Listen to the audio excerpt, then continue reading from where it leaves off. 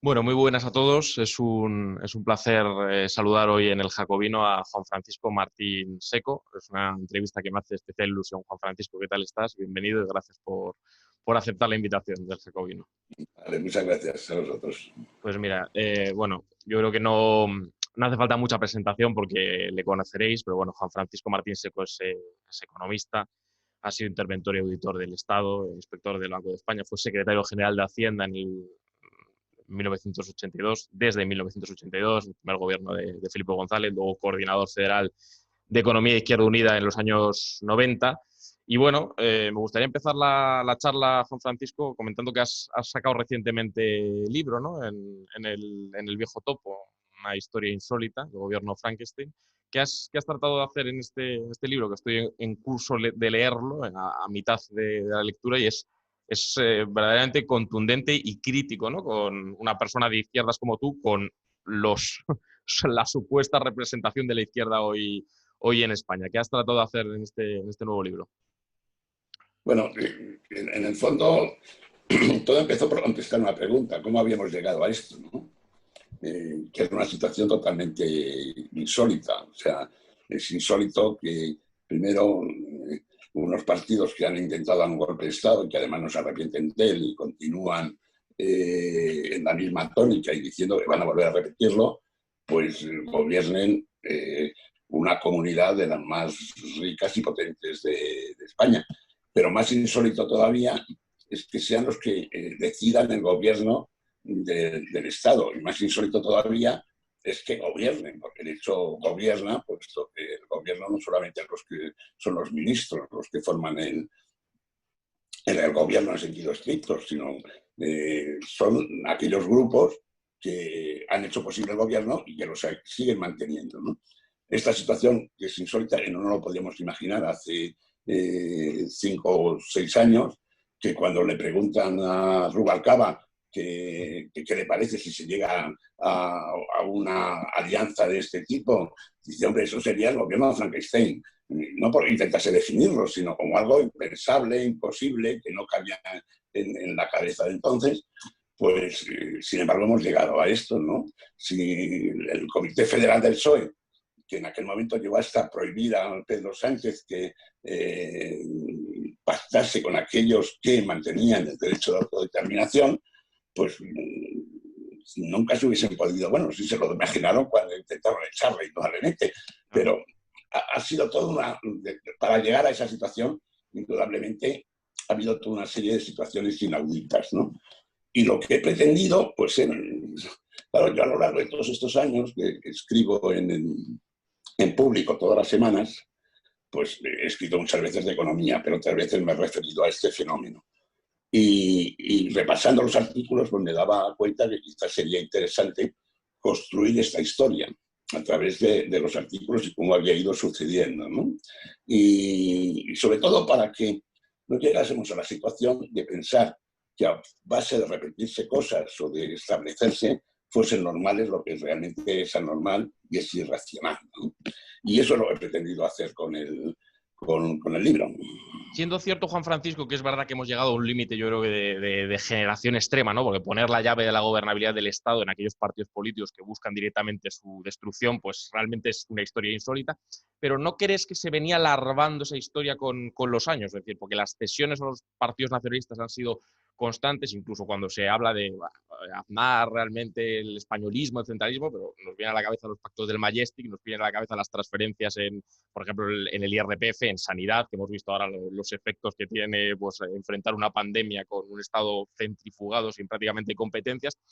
¿No crees que sí que había habido unos antecedentes que por lo menos nos permitían ver que igual no íbamos a llegar tan lejos de efectivamente gobernar con partidos políticos que han dado un golpe de Estado, ¿no? Porque eso parece que es un eslabón mayor, ya es trascender todos los límites? Pero bueno, tanto el Partido Socialista en la última legislatura de Felipe González, como desde luego el Partido Popular en la primera de Aznar, y desde luego Zapatero yo creo que es un hecho diferencial, ¿no? Utilizando su jerga, en el sentido de que, bueno, el estatuto, aceptaremos lo que salga del Parlamento de Cataluña. Entonces, ahí no había un germen que nos permitía prever que íbamos en la mala dirección, sobre todo para los que creemos que el Estado es importante, ¿no? Desde un punto de vista de izquierda, de que sin Estado, pues difícilmente. Sin duda. Yo lo digo en la introducción. pero en algún sitio hay que empezar el comienzo de la historia, porque si no... Pierdes. entonces, yo claramente vi que había como dos procesos paralelos que han llevado a esta situación. Uno es la evolución del Partido Socialista hasta terminar en el sanchismo, y la otra, la evolución de Convergencia, que pasa de ser un partido todo lo catalanista que se quiera, nacionalista, etcétera, pero a tirarse al monte y a anular a Esquerra Republicana y a pasarlo por como más independentista de ellos, ¿no? Y entonces cojo como inicio de esta historia la sentencia del Tribunal Constitucional, el Estatuto de Autonomía, precisamente porque creo que además el Estatuto de Autonomía es la primera vez que se intenta reformar la Constitución de una forma torticera, por la puerta de atrás, sin atenerse a los procedimientos que se seguían. Pero digo, ahí no empieza la historia de verdad, la historia tiene unos antecedentes, lo que pasa es que no me puedo remontar a, digo, ¿dónde está? Indudablemente en lo que tú has dicho, que yo he venido criticando en El Mundo, en todos los periódicos que he escrito durante mucho tiempo, cómo efectivamente este sistema bipartidista que se apoyaba en los partidos nacionalistas, pues tenía esta conclusión. Creo que hay una parte que dedico al mismo Aznar, en que digo, bueno, ahora usted no puede decir eso, porque realmente lo del Majestic hizo época. Incluso digo, bueno, ¿dónde empieza la historia? Pues quizás en el momento que Felipe González le dijo al fiscal anticorrupción, o al fiscal de Cataluña, que no imputase a Jordi Pujol, o incluso antes, al hacer el mismo Estado de las autonomías, porque quizás el Estado de las autonomías pues tenía ya en germen todo esto que está ocurriendo en este momento, ¿no? A mí hay una cosa que me llama la atención, no sé cómo lo valoras tú, luego vamos a hablar obviamente de Europa, porque has escrito contra el euro, has escrito muchos libros, y eres una de las voces que alertaste sobre lo que significaba Maastricht y tal, pero es curioso, ¿no?, como quien dentro de la izquierda oficial en España se atreve a, que no son muchos ya, a poner en duda esta unión monetaria sin unión fiscal, de la que luego nos adentraremos, aquí en cambio plantea que es progresista romper la unidad fiscal de aquella manera que seguimos teniendo en España, dentro del Estado, ¿no? Y parece que desde la izquierda es una vaca sagrada defender cosas que yo creo que son la negación absoluta de una política fiscal progresiva y redistributiva, como el concierto económico vasco y el convenio navarro. Parece que en nombre de la izquierda hay que defender esto, o incluso las transferencias fiscales, ¿no? Recuerdo que recientemente escribías en La República un artículo en el que reproducías algunas páginas, pocas páginas que dedica Piketty en el último libro al tema del fiscal precisamente en Cataluña, ¿no? Que decir que España es un estado centralizado, carpetobetónico, oscuro, pues no sé realmente, pero ciertamente fiscalmente es más descentralizado que cualquier estado federal, ¿no? Y trae a colación Piketty el caso del impuesto sobre la renta, ¿no? Pero lo hemos visto el impuesto de patrimonio, el impuesto de sucesiones, ¿no? Transferidos a las comunidades autónomas y prácticamente derogados de facto, eliminados, ¿no? Como impuestos verdaderamente progresivos. Llama la atención que el Partido Socialista, bueno, el Partido Socialista igual ya no nos podemos esperar gran cosa, ¿no? Pero que Podemos o que lo que ha quedado de Izquierda Unida, que ya ha quedado poco, pues defiendan esto, ¿no? Defiendan o singularidades territoriales en nombre de las cuales no se redistribuye, ¿no? Entonces, ¿cómo valoras esto? A mí eso sí que me parece la historia insólita de nuestro país, ¿no? Y desde luego de nuestra izquierda, ¿no? En nombre de la izquierda se defiende el privilegio y la desigualdad. Aquí hay dos contradicciones muy fuertes. Una es la de Europa y otra es la de la izquierda española. La de Europa es lo que tú te referías con el artículo que publiqué, que copiaba lo que decía Piketty, que se quedaba muy corto, pero que bueno, como lo decía Piketty, pues me parece interesante decirlo, ¿no?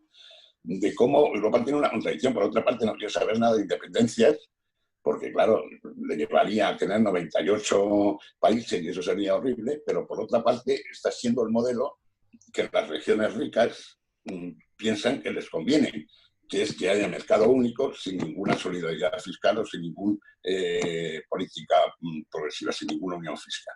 Y después está la contradicción de la izquierda. La contradicción de la izquierda, que viene de muy lejos, que es que le pasaba a la Izquierda Unida, que por supuesto le pasa al sanchismo. El sanchismo más es por un tema de oportunidad, más que porque en el sanchismo no hay ideología ninguna.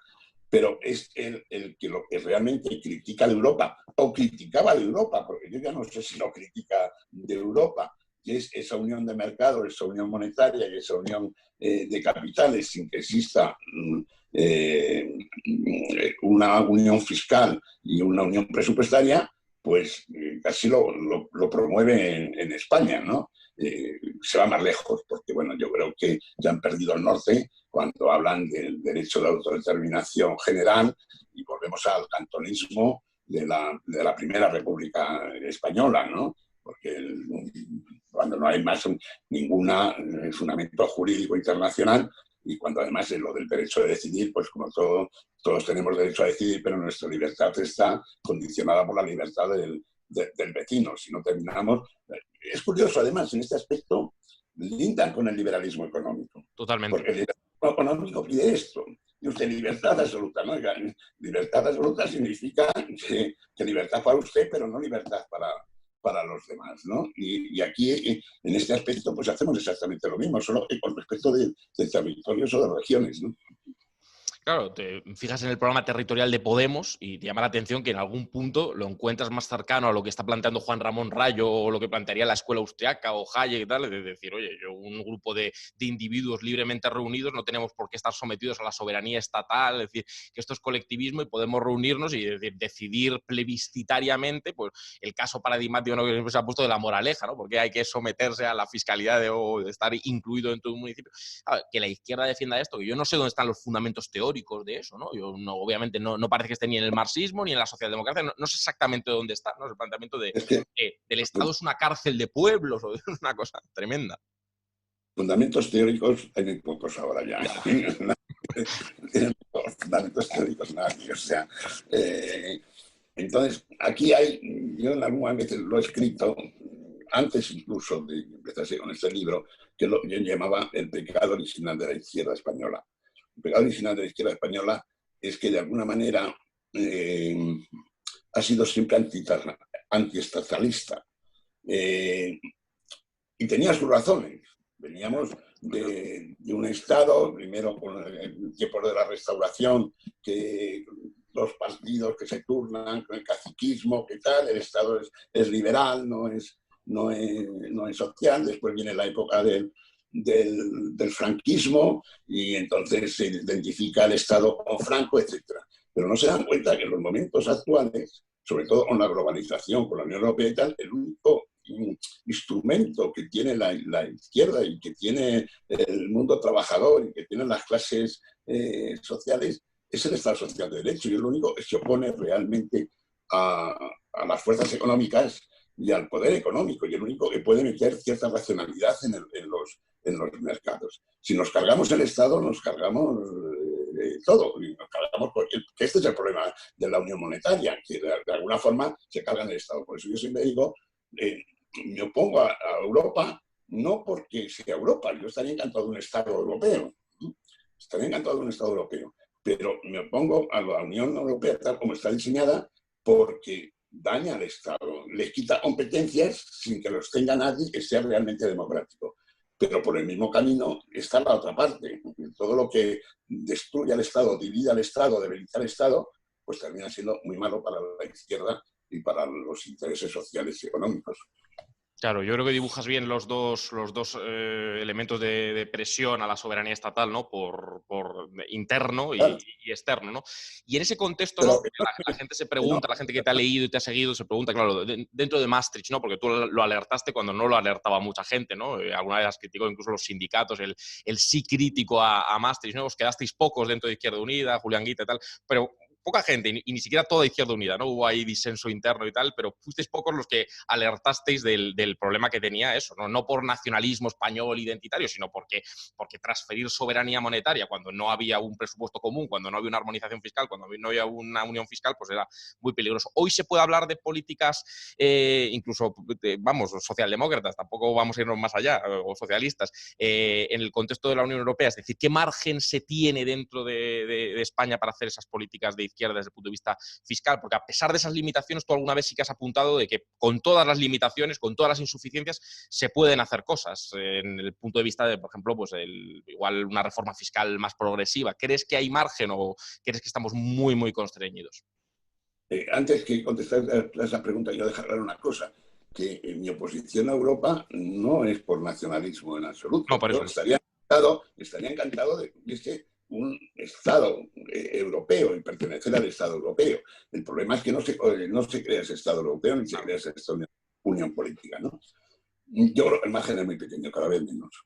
Cada vez el margen es más pequeño, porque incluso en el tema fiscal, hombre, siempre se pueden hacer cosas, siempre hay un pequeño margen, pero incluso en el tema fiscal, pues es que estando la libre circulación de capitales, sin armonización fiscal, permaneciendo los paraísos fiscales, manteniendo naciones como Holanda o como Luxemburgo, pues es que es muy complicado. Es decir, el giro general que se ha dado afecta a toda Europa y a todo el mundo, ¿no? O sea, antes hablábamos de Piketty, hay que ver, a mí me gusta mucho Piketty por la cantidad de datos que da, o sea, porque se remonta más que las construcciones teóricas, que puede estar de acuerdo o no, por la cantidad de datos que da. Verlo, eran los tipos fiscales en los años 70, que en Estados Unidos incluso llevan al 85% el impuesto marginal sobre la renta en las rentas altas. Claro, todo esto es impensable hoy. Pero hombre, sí hay un margen, quiero decir, que tenemos 6 puntos de presión fiscal menos que la media de la Unión Europea. Algo se puede hacer, y no con impuestos indirectos solo, como es lo que quiere Europa en estos momentos con el IVA. Por ejemplo, volver a unir las rentas de capital y las rentas del trabajo en el impuesto sobre la renta. Mantener un impuesto patrimonio de todo el Estado un poco serio, que no quiere decir que no tenga un límite exento importante, porque siempre se dice, no, la clase media, no, ponga usted límite exento donde quiera, pero póngale un impuesto de patrimonio en condiciones. Un impuesto de sucesión es lo mismo, póngale un límite exento donde quiera, pero póngalo. El tema de sociedades.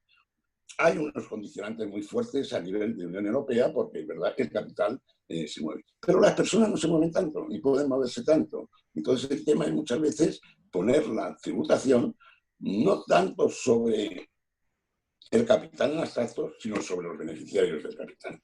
Es decir, sobre las rentas de capital. Y eso no se mueve tanto.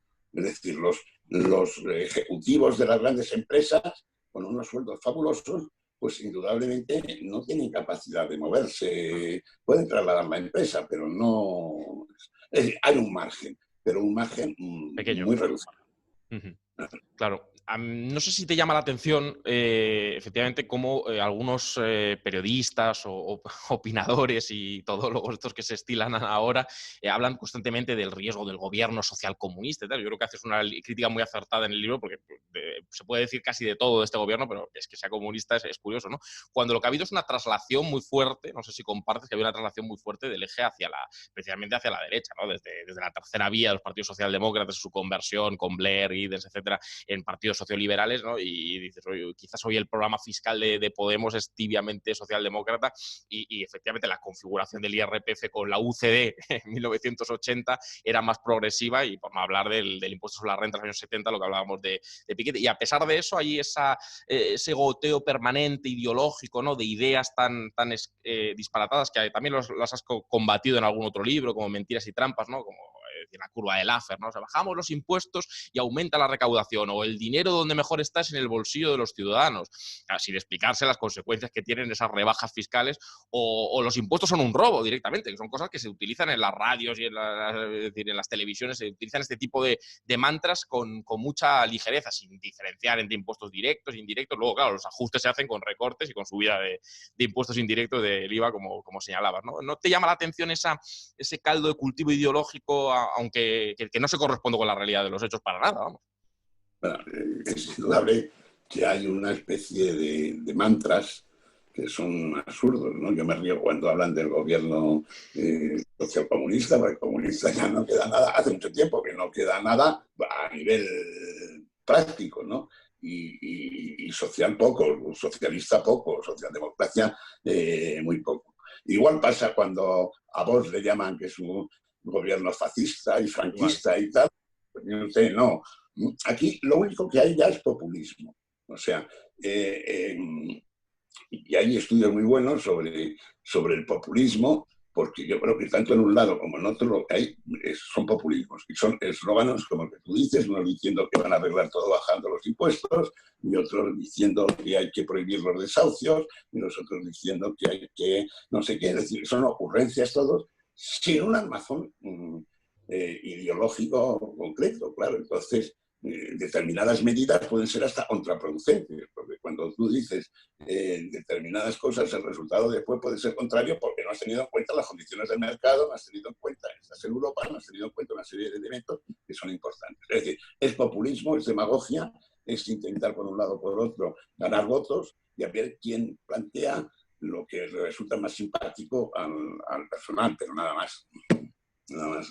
En contraposición con esa era del populismo, bueno, tú has tenido una participación directa en la política española. Muy poquita, muy Bueno, poquita, muy pero poquita.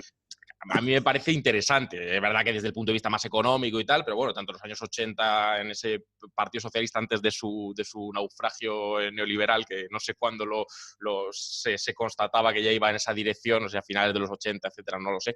Pero te voy a preguntar más por tu participación, ahora que hemos tenido la triste noticia hace poco de perder a tu amigo Julián Guita, ¿no? ¿Qué recuerdas de esa década de los 90, de esa participación en Izquierda Unida, ¿no? Como coordinador federal de Economía de Izquierda Unida, ¿no? Del área de Economía de Izquierda Unida? ¿Qué se intentó hacer ahí? ¿Qué recuerdo tienes de aquello? Porque bueno, imagino que tienes recuerdos, hay contrastes, ¿no? Ninguna experiencia política es ni perfecta, pero bueno, yo creo que sí que hay una diferencia, ¿no? Entre el populismo actual, desde luego, y un discurso mucho más racional, esa crítica de entrada de Maastricht, aunque, bueno, yo, desde mi punto de vista, con algunas limitaciones también en lo territorial, ¿no? Creo que Izquierda Unida también tenía ese lastre, ¿no? Ahí con Escarbatúa, Madrazo, pero bueno, más allá de eso, ¿qué recuerdo tienes de eso? Izquierda Unida tenía el problema territorial y fue una de las cosas que yo creo que le perjudicaron más y que le llevaron pues a un cierto declive, ¿no?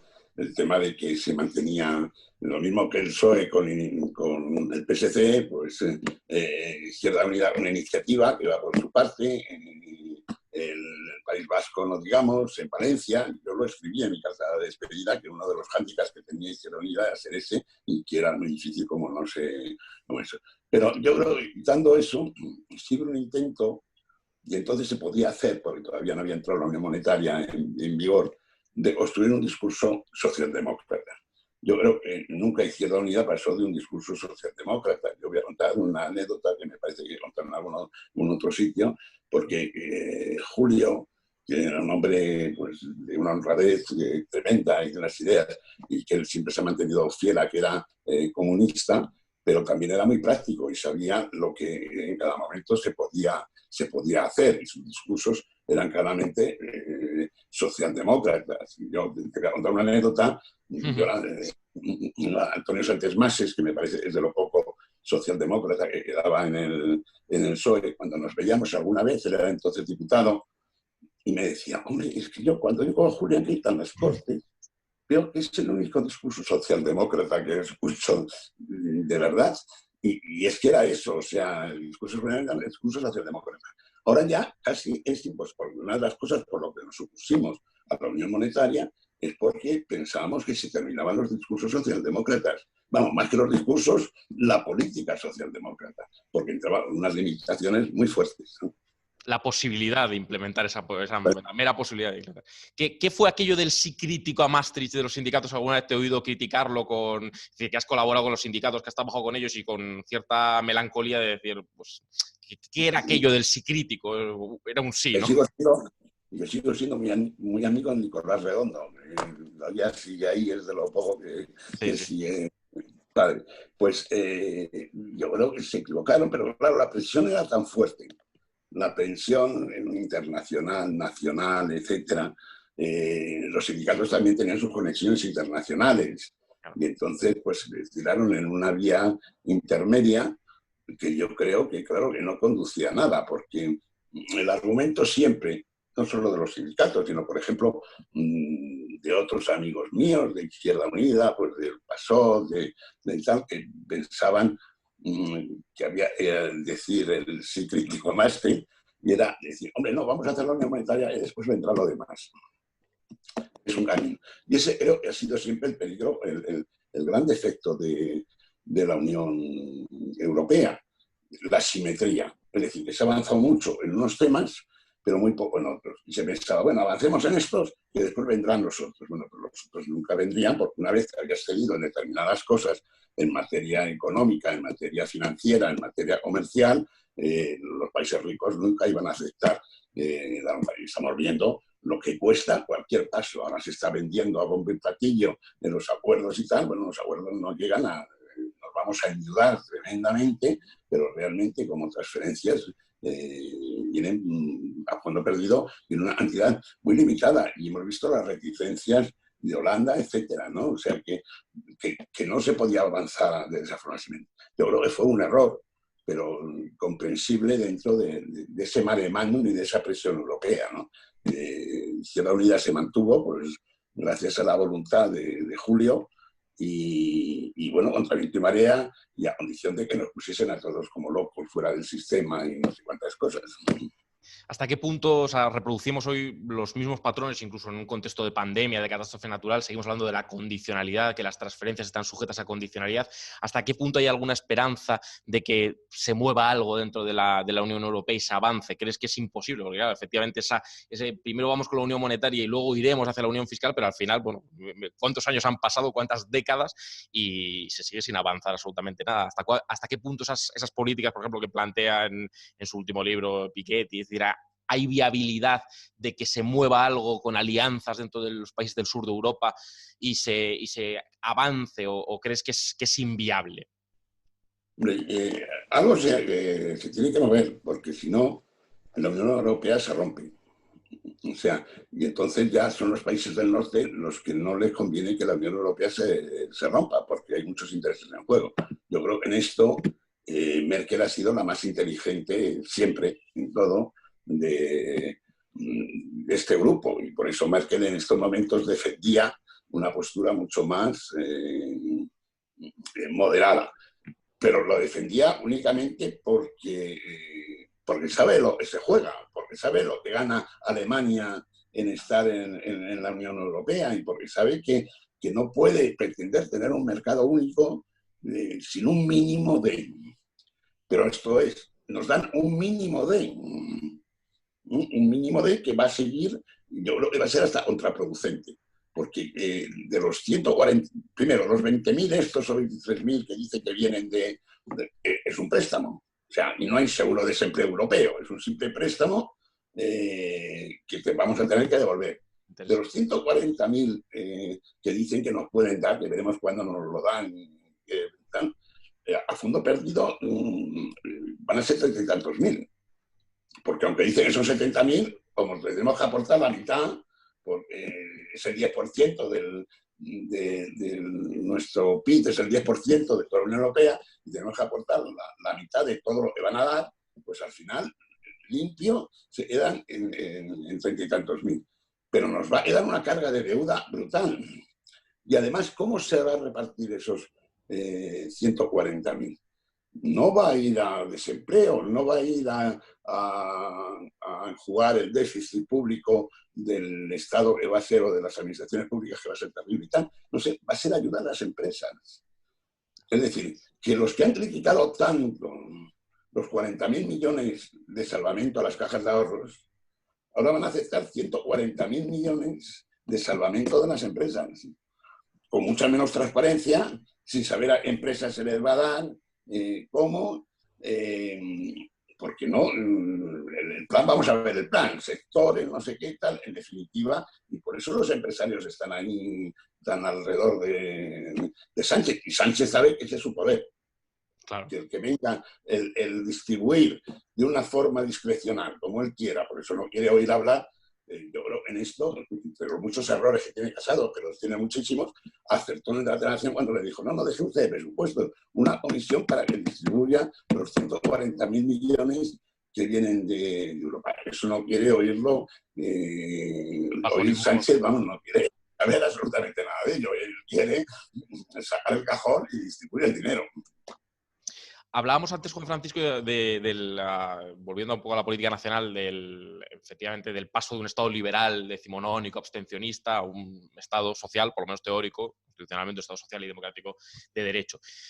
En cambio, en el tema de las pensiones, siempre la ambivalencia entre Estado liberal y Estado social sale a la palestra más que nunca, ¿no? Cuando se prescribe la insostenibilidad de las pensiones y que las pensiones se tienen que garantizar con cargo siempre a las cotizaciones y no a los presupuestos generales del Estado como un elemento consustancial más del Estado social. ¿Ciertamente son insostenibles las pensiones o qué se puede hacer para garantizar la sostenibilidad de las pensiones? Porque es otro de los mantras. Hablamos antes de mantras sobre los impuestos, sobre la fiscalidad, y sobre las pensiones siempre se prescribe la insostenibilidad, es decir, que las pensiones tenemos que ir hacia un sistema mixto, un sistema de capitalización, aunque luego te preguntaré también un poco sobre el modelo productivo y sobre el mercado laboral, ¿no? Porque tampoco se dice qué capacidad de ahorro real tienen los españoles, ¿no? Pues esto de fomentar el ahorro privado cuando los sueldos en España son generalizadamente de miseria, pues igual también es hecho el mantra, hecha la trampa, ¿no? ¿Cómo ves el tema de las pensiones? Que sé que te has pronunciado y has escrito mucho sobre ello.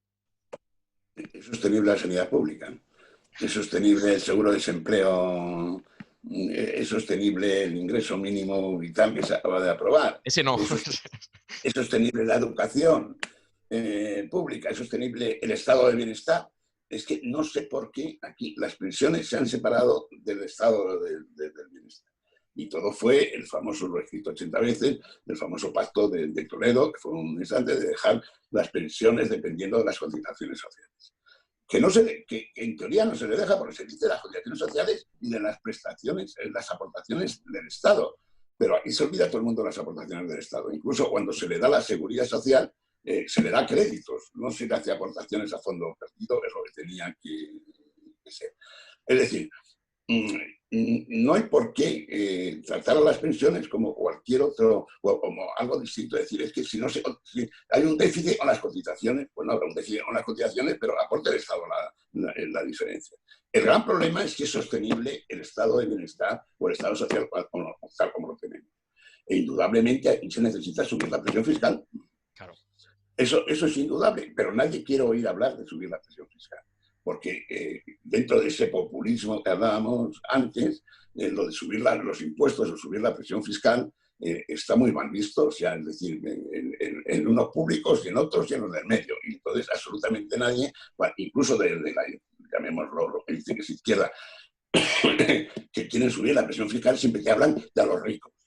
Oigan, sí, claro, pero eso de a los ricos, porque nadie se pone en los ricos, o sea, todo el mundo dice, no, yo no soy rico. Claro. Usted hay que hacer una reforma en serio de la presión fiscal con todas las limitaciones que decíamos antes que plantea Europa.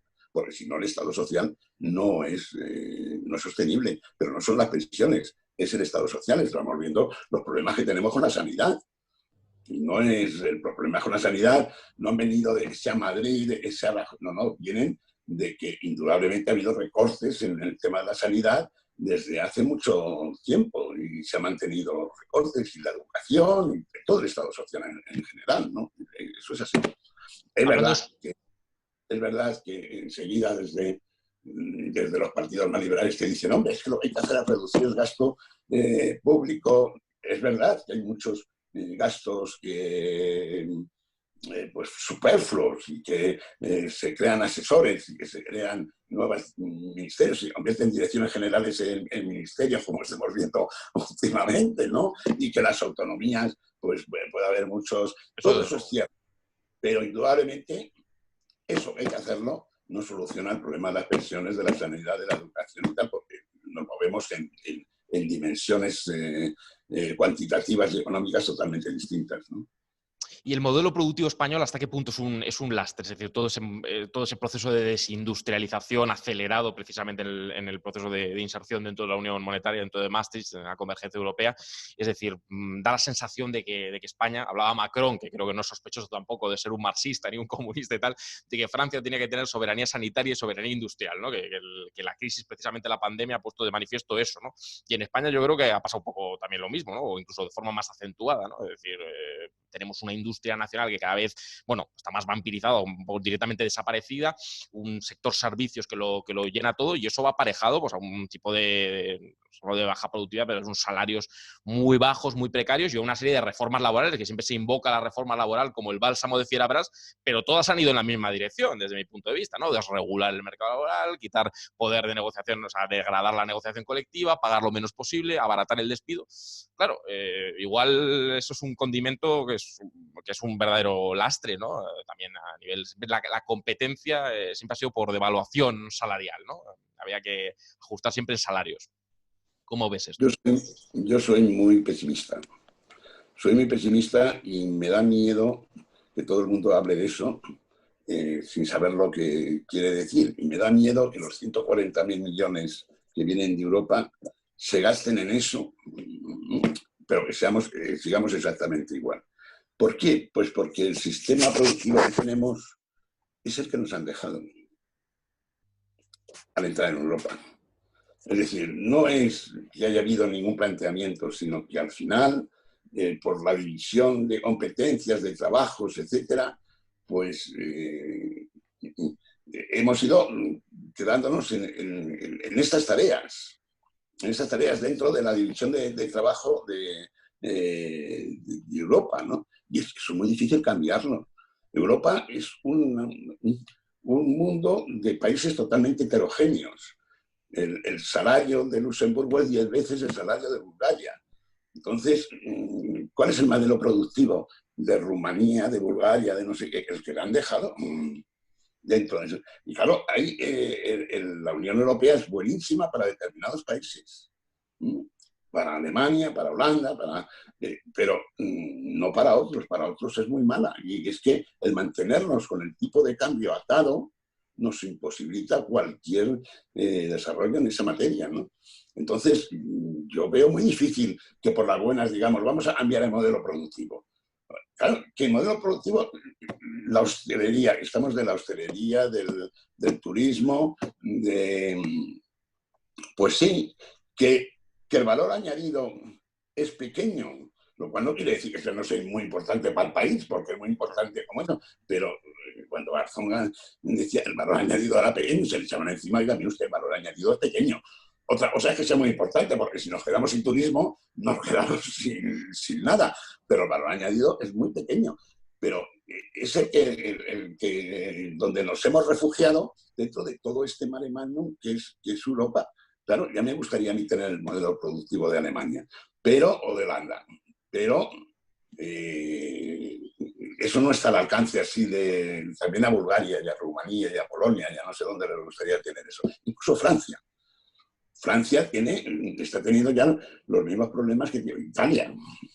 Claro. Es decir, están muy lejos de España, pero están teniendo ya esos problemas. En general, los países del sur tienen sin duda alguna esos problemas, porque además entras a competir ya con los países del este, que tienen unos salarios y unos costes muy bajos, claro.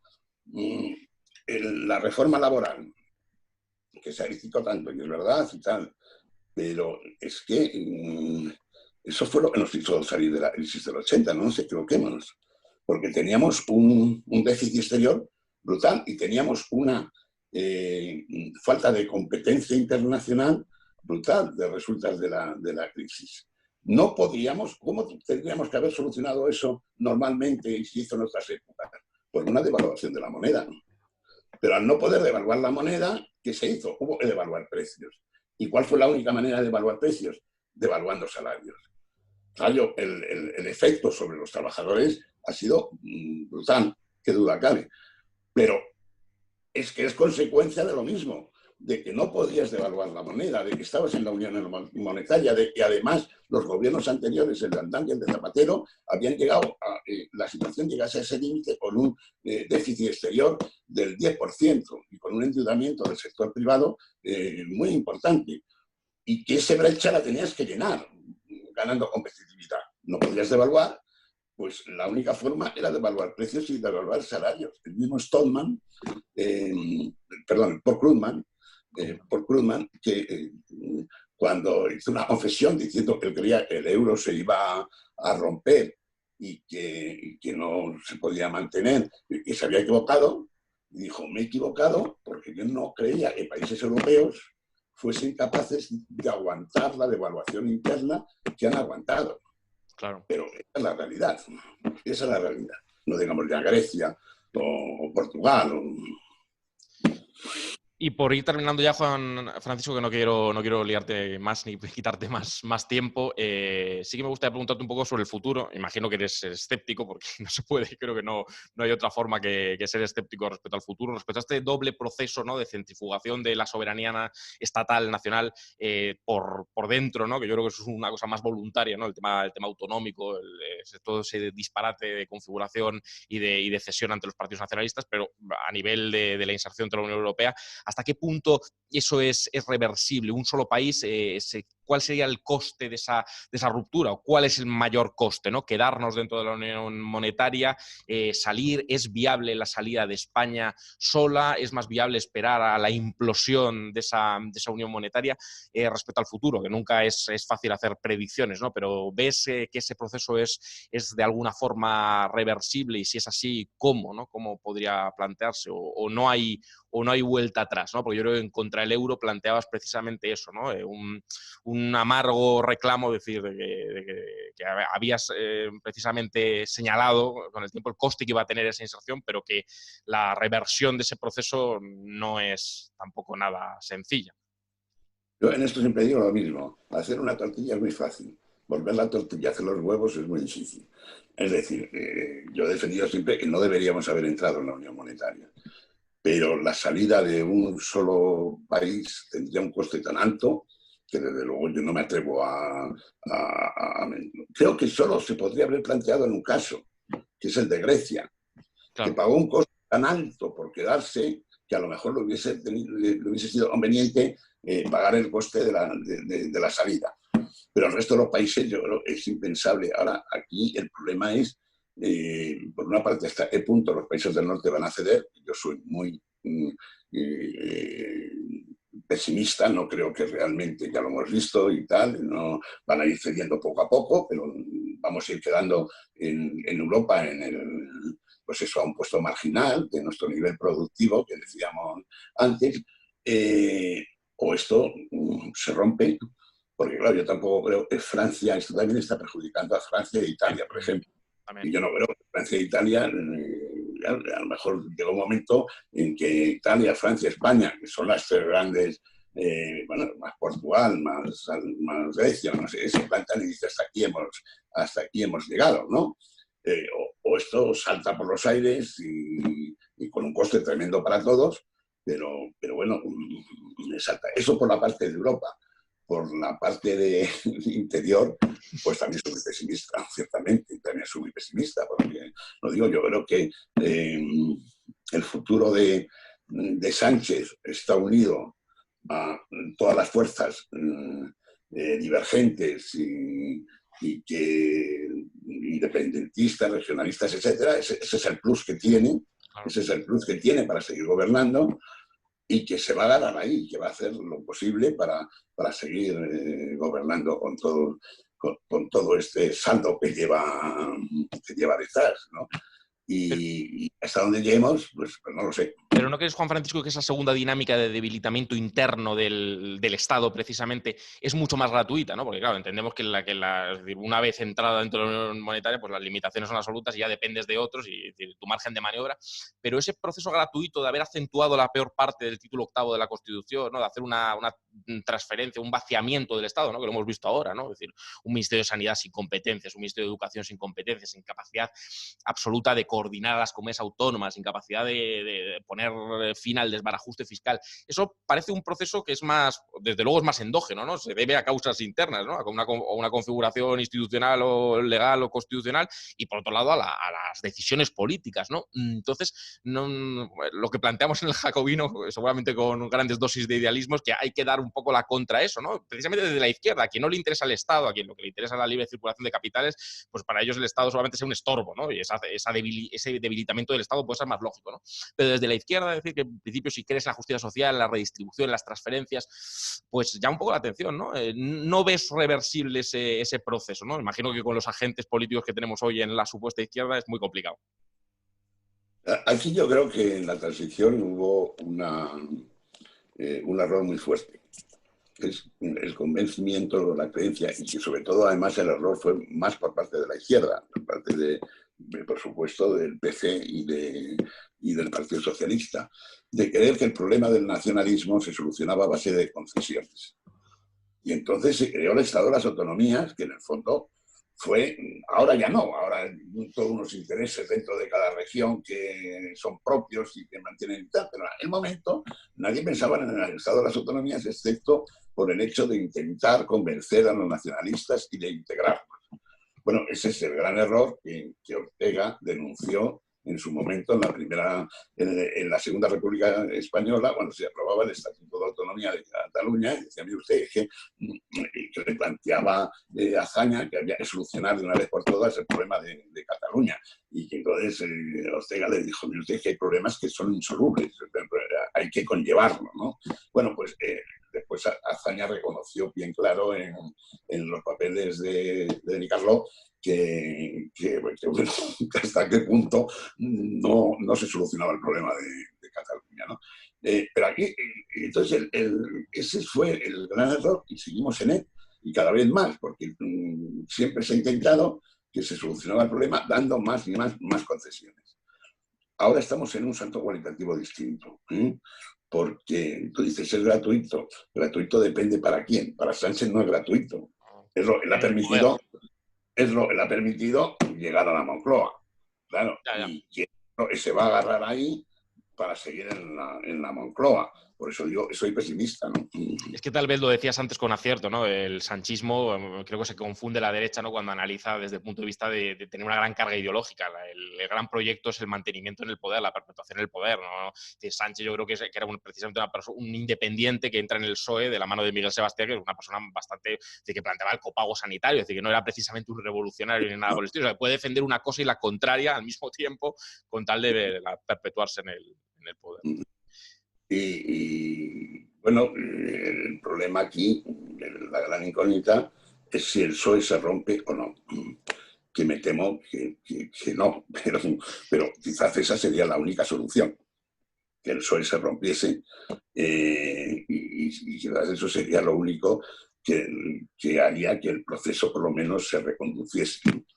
Pero es muy difícil tal como son los partidos y tal como funcionan, ¿no? Pues Juan Francisco Martín Seco, yo no quiero terminar sin recomendar tu libro, que lo tengo aquí, además, el último libro que has publicado en El Viejo Topo. Ha sido un placer, la verdad que te sigo desde hace tiempo con mucha atención y con admiración también, por qué no decirlo. Y nada, que en el Jacobino tienes tu casa, que aunque somos pocos, en la izquierda española sigue habiendo gente crítica con Maastricht y crítica también con la centrifugación del Estado desde el punto de vista del nacionalismo. Así que, bueno, que ha sido un placer y que muchas gracias por tu tiempo. Cuando queráis me volvéis a invitar y encantado de estar con vosotros. Un fuerte abrazo, Juan Francisco. Muchas gracias. Muchas gracias.